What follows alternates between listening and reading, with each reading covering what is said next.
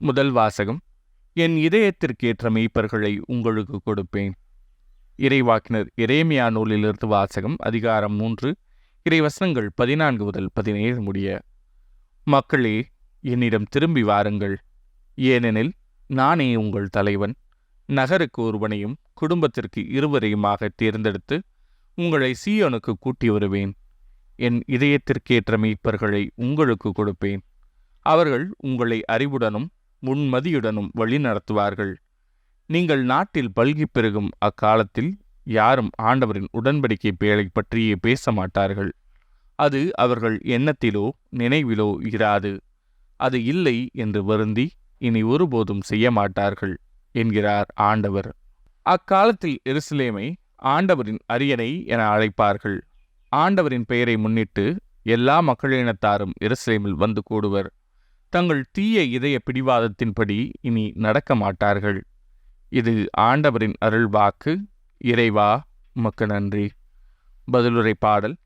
ஆயர்தம் மந்தையை காப்பது போல் ஆண்டவர் நம்மை காத்திடுவார். மக்களினத்தாரே, ஆண்டவரின் வாக்கை கேளுங்கள். தொலையிலுள்ள கடலோர பகுதிகளில் அதை அறிவியுங்கள். இஸ்ரேலை சிதறடித்தவரே, அதை கூட்டிச் சேர்ப்பார். ஆயர்தம் மந்தையை காப்பது போல் அதை காப்பார் என்று சொல்லுங்கள். ஆயர்தம் மந்தையை காப்பது போல் ஆண்டவர் நம்மை காத்திடுவார். யாக்கோபை ஆண்டவர் மீட்டார். அவனிலும் வலியவன் கையினின்று அவனை விடுவித்தார். அவர்கள் வந்து சீயோனின் உச்சியில் பாடி மகிழ்வார்கள். தானியம், திராட்சை ரசம், எண்ணெய், ஆட்டுக்குட்டிகள், கன்றுக்காலிகள் ஆகிய ஆண்டவரின் கொடைகளை முன்னிட்டு பூரிப்படைவார்கள். அவர்களது வாழ்க்கை நீர்வளம் மிக்க தோட்டம் போல் இருக்கும். ஆயர் தம் மந்தையை காப்பது போல் ஆண்டவர் நம்மை காத்திடுவார். அப்பொழுது கன்னிப்பெண்கள் நடனம் ஆடி கழித்திருப்பர்.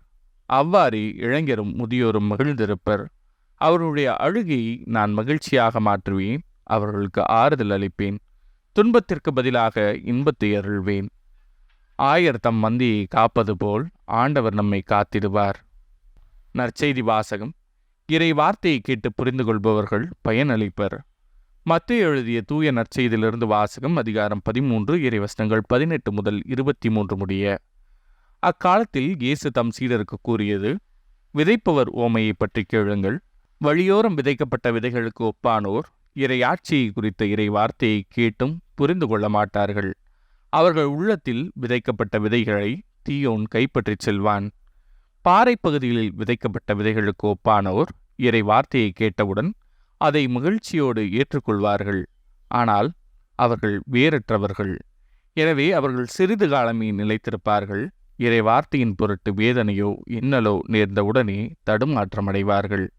முச்செடிகளுக்கு இடையில் விழுந்த விதைகளுக்கு ஒப்பானோர் இறை வார்த்தையை கேட்டும் உலக கவலையும் செல்வ மாயையும் அவ்வார்த்தையை நெருக்கி விடுவதால் பயனளிக்க மாட்டார்கள்.